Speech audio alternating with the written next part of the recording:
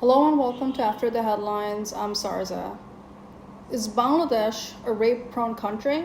Because if you open the newspaper in Bangladesh right now, you will see a pattern that is very, very disturbing. Just recently, a 7-year-old girl in Sitakunda was raped and killed allegedly by a neighbor who lured her away with sweets before attacking her. Child rights organizations have strongly condemned this incident and demanded justice, warning that cases of rape, abuse, and murder of children are becoming a serious national crisis, and it has been for a while. Data collected from rights groups and police reports show the scale of this problem. In Bangladesh, thousands of rape cases are reported every year, and many victims are children. In one report, close to 400 girls were raped or gang raped in just first 8 months of 2025. Another dataset found that over 5,600 girls under 18 were raped last decade, with hundreds murdered after the assault. These are not isolated incidents. They form a larger pattern, and when a pattern repeats itself across so many years and across regions, we have to ask difficult questions, not just about the crime itself, but about law, institutions, and society that allows this to happen. The starting point of rape law in Bangladesh is the Section 375 Penal Code of 1860, a law inherited from British colonial rule. Under this provision, rape is defined as sexual intercourse with a woman against her will, without consent, or through coercion or deception. Section 376 then sets out the punishment, which can include life imprisonment or a long prison sentence. But here is where the legal problem begins, because the definition itself contains several major shortcomings and biases. The law explicitly states that sexual intercourse by a man with his wife, if she is above a certain age, is not considered rape. In other words, the law assumes permanent consent within marriage. This concept comes from an old legal doctrine known as Hale's marital consent theory, developed in 17th century England.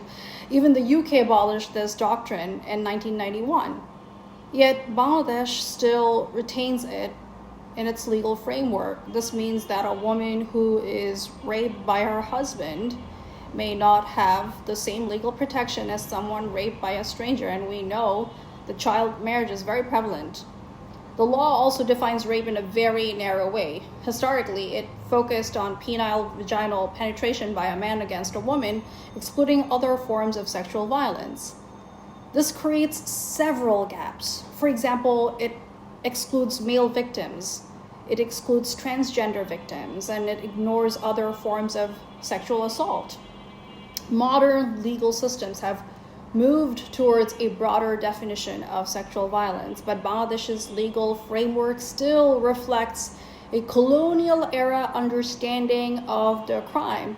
Even when laws exist, enforcement remains a major issue as well. This creates what criminologists call impunity structures. When perpetrators believe punishment is unlikely, the deterrent effect of law weakens. And when victims fear stigma, retaliation, social shame, many cases go unreported. Now, this is where research becomes important, because rape is often framed as crime of individual pathology. But decades of criminology research show something else. Sexual violence is usually shaped by social, cultural, and institutional factors. Scholars typically identify key determinants. First, power and domination. One of the most influential explanations come from legal scholars like Catherine McKinnon at University of Michigan and Harvard Law. According to McKinnon, rape is not primarily about sexual desire. It is about power, domination, and control. In societies with strong gender hierarchies, sexual violence becomes a mechanism through which power is enforced. Another major theory comes from psychologist Neil Malamuth at UCLA. His research identified two pathways that increase the likelihood of sexual violence. The first is hostile masculinity, which is resentment toward women and belief in male dominance.